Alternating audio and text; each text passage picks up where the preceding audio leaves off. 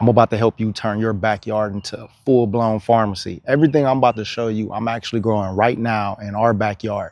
Some things we just planted not too long ago and others we've been using for years. One thing about me, family, I don't speak on things that I haven't done or tried. Every single plant in this video has helped my family in some way, whether that's sleep, stress, immunity, skin, or just getting back to feeling like ourselves. So I'm going to tell you how we use them, what we've learned, and why we keep growing them year after year after year. By the end of this video, you're going to see that God provides everything we need to keep ourselves healthy, and we can grow it right in our own backyards. Stay tuned. Years ago, my sister-in-law, she was deep into holistic healing. She always talked about elderberry for cold and flu season as a supplement that we should take daily. In 2020, when the world went, y'all know, she brought it up again and encouraged us to take it to help boost our immune system naturally. Well, we finally put 2 trees in the ground, and I'm so glad we did. This month, we've harvested over 10 pounds of elderberry, and this tree is still producing more. Now, we froze it. We haven't had time to process this elderberry, but we found out that you can keep it frozen for up to 8 months before processing it, and it's still good. That's something that you probably want to think about if you're going to plant this tree. It produces a whole lot, so just be ready for that. Now, we plan on making syrup and jam for this upcoming cold season. And that's right, we still have it here in Florida. And these 2 trees alone are going to be able to produce enough for our entire family to get through cold flu season, giving us all an immunity booster. And if you have little ones who's in school, they always have runny noses during that time. And there's always someone coming to school that's super sick. And it's just so happened that your child is best friends with them, and y'all know the rest. They're sharing food, giving hugs, and your child get it and bring it home to you. Why not plant this tree? It's going to boost the entire family's immunity. Elderberry trees, they grow extremely large, and they also send out suckers pretty far away from the trunk.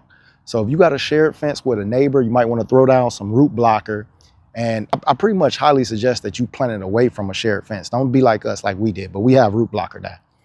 And because you don't want these berries falling off if they have kids and they're eating them as well. So that's why. Elderberries are known to support immunity, reduce the duration of colds, and are rich in antioxidants. Just make sure you cook them before you consume them. Again, make sure you cook them before you consume them. But hey, just the other day, I've ate a handful of these elderberries and I was fine. I didn't feel anything, so I don't know. But I won't do it again. My wife thought I was crazy, but I'm just that type of person. I gotta see. But are you excited yet? Because that's just the first tree on this list. And I already gave you something that's about to boost your immunity for your family.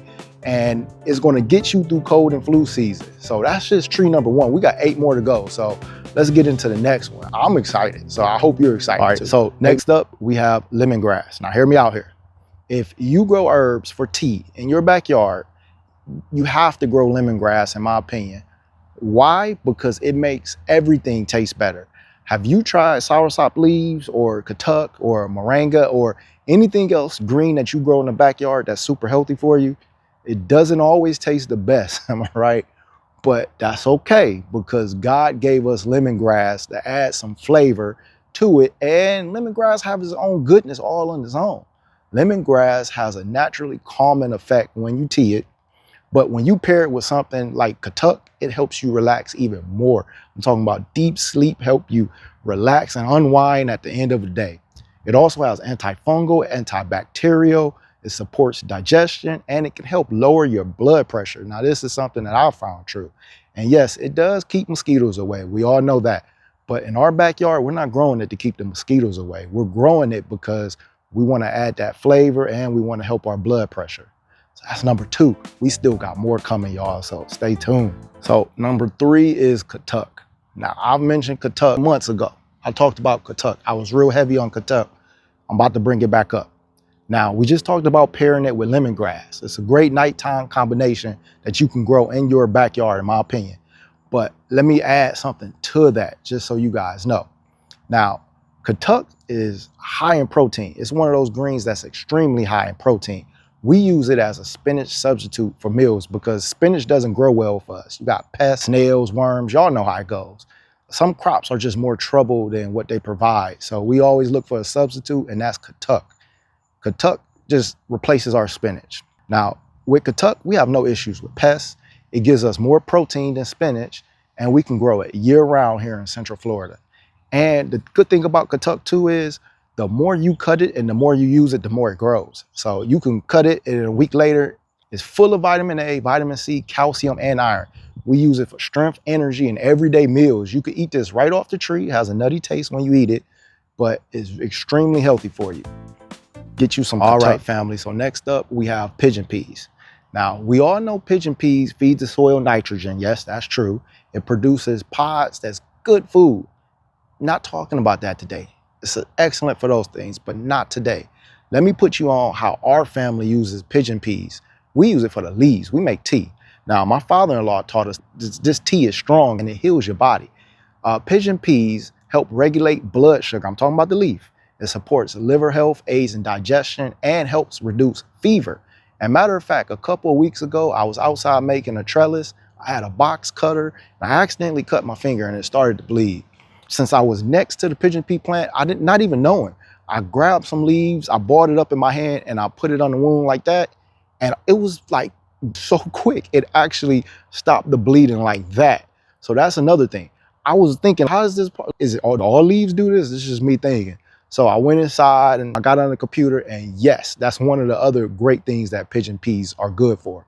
So you can use pigeon pea for teas. It's going to aid you in so many different things. It's going to benefit your body, and you can also use it for first aid. That pigeon pea plant is something that you definitely should plant and put in your yard. So next on the list is Shampoo Ginger. When building our food forest, I wanted plants that can help our skin and hair too. So y'all know Florida sun is no joke. We talked about that early in a previous video, but that's when I came across Shampoo Ginger. Now it dies back in winter, then it shoots back up in spring. That's what ours do every year. By midsummer, you'll see these little green cones, then they turn red. Once they're red, you can squeeze them and a liquid will come out. And you can put that, you can apply it to your skin, you can put it on your scalp.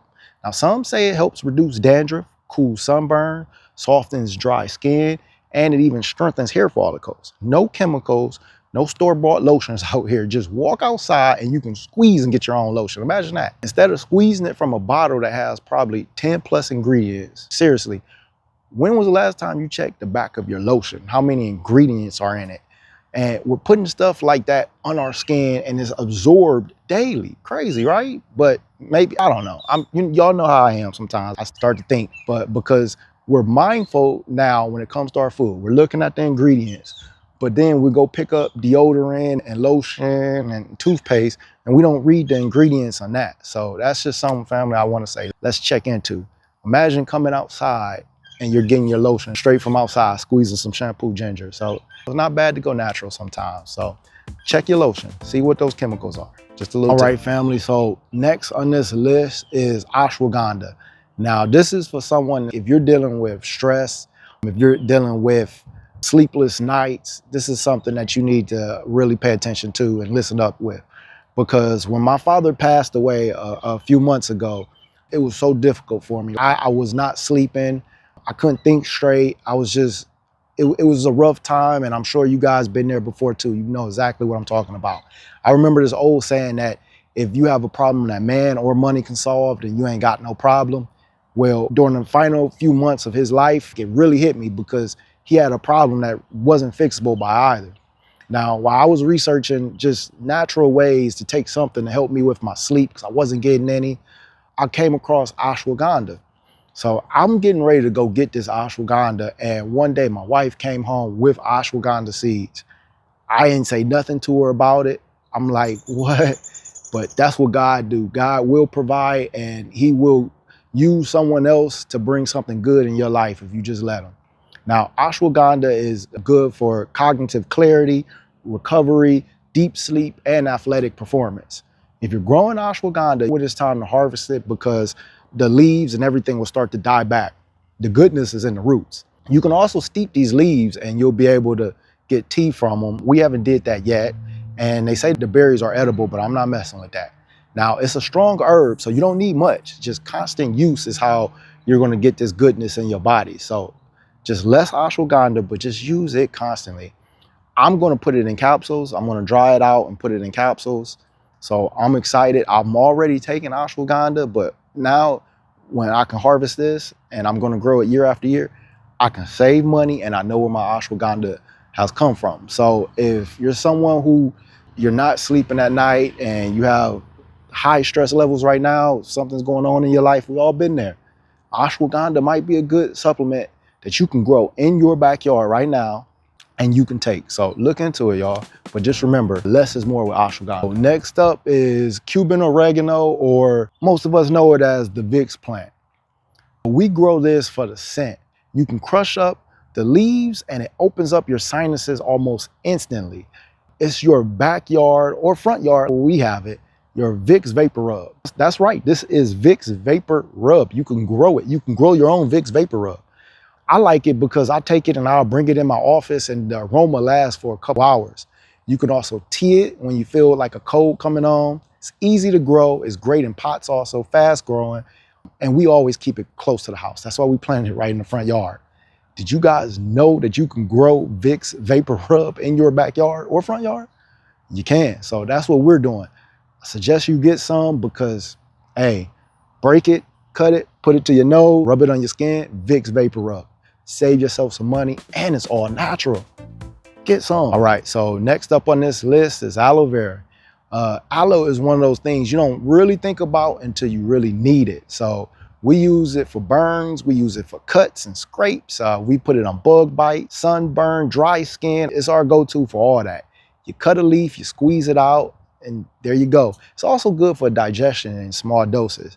It barely needs water, and I don't think we've ever done anything with it. We put it in the ground, we just let God take care of it. We're all gardeners here. I use this plant as a rooting hormone to transplant other plants. I use it for when I'm about to air layer. It naturally helps other plants avoid shock. So not only is this good for your body, this is good for your plants. Aloe is one of those medical plants that's good just for everything, you and everything in your yard. So if you're not growing aloe, I highly suggest you grow some aloe because for all those reasons, and you don't have to do nothing. Just put it in the ground and you're good. Last up, the best out of all of them. I already made a video about it. You guys got to watch that. Moringa.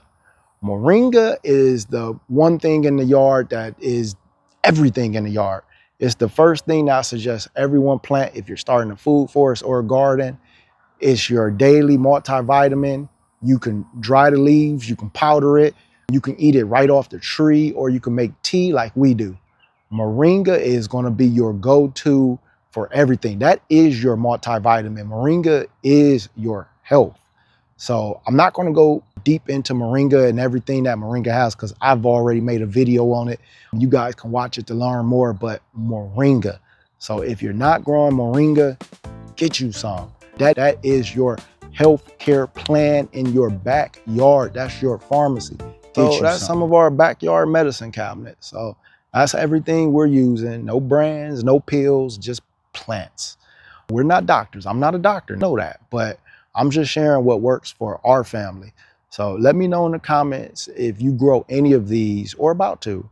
And I didn't even mention papaya. I'm going to do that probably on a video of its own. Papaya is just, we don't even care much about the fruit. It's the seeds, but I'm going to explain that in another video about papaya. That's another thing that you're going to have to add to your yard for your own healthcare plan. So take care of yourselves, take care of your family, and God bless. Until the next video, thank you guys for watching.